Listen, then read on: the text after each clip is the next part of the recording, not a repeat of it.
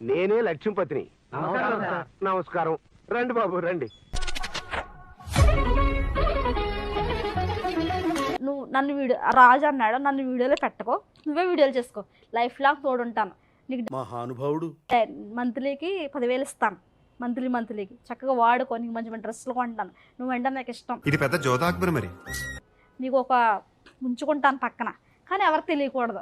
చూడండి చివరికి ఏ టైపిస్ట్ దొరుకుతాడు దీనికి. ఉంచుకుంటా అంటే అది గలీజ్. That's correct.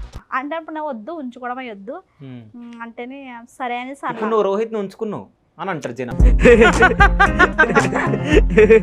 దాన్ని చూస్తేనే తెలుస్తుంది 10-15 మంది తిరిగి ఉంటుందని. ఇలాగా మా మేడం బట్టలు వేసుకుని చేస్తారు, ఇక్కడ బరియలు వేసుకుని తొడల దాకా చిన్న డ్రై, అదే షార్ట్ డ్రైడ్ కదలే. ఖత్తర్లో ఉన్నప్పుడు ఎవరు మగవాళ్ళు పరిచయం కాలేదా నీకు? అంటే అది ఫ్రెండ్స్ ఉన్నారు, బంగ్లాదేశ్ అమ్మాయి, ఇండోనేషియా అబ్బాయిలు అబ్బాయిలు లేరా? నేను నమ్మదురా, అడుగు తిరు. చెప్పాను. నెంబర్ అడుగుతున్నాడు మేడం, మొన్న నుంచి నెంబర్ నువ్వు బాగున్నావు అన్నాడు మేడం, మన ఇల్లు గోవ మీద కొట్టిందండి. ఖతం. ఫారెస్ట్ ఏరియా అని వైజాగ్ అరకులో షూటింగ్. ఓకే, నిన్నెందుకు సెలెక్ట్ చేసుకురు వాళ్ళు? చిచ్చి కామెడీ అయితే. నీకు తెలివి ఉందా? నాకా బోలెడు తెలివి ఉంది. అజేపుగా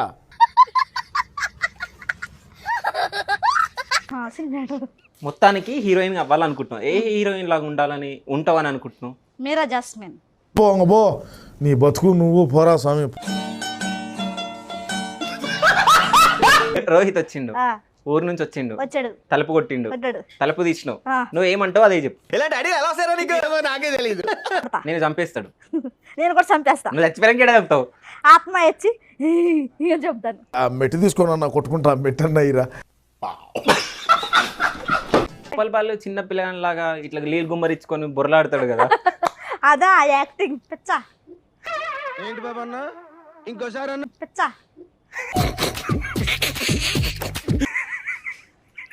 పిచ్చాడు. నవ్వు ఆపుకుంటున్నావు కదరా.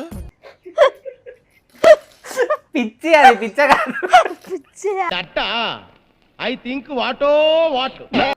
ఉప్పల్ వాళ్ళు ఎప్పుడన్నా నీకు ప్రపోజ్ చేసిన? అన్నయ్య వాళ్ళు పెట్టిరు కదా కొన్ని వీడియోస్లలో, మొగల పైన ఇట్లా వెళ్ళి పడడము, ఏ నువ్వు ఊరుకో అని చెప్పేసి వాళ్ళని పైన చేతులు వేయడం. అది ఆల్రెడీ కేసు పెట్టాను నేను. చెప్పేటివన్నీ శ్రీరంగ నీతులు, చేసేటివన్నీ దొమ్మల గుడిసెల్లోకి దూరడం. ఏమో తెలియదా?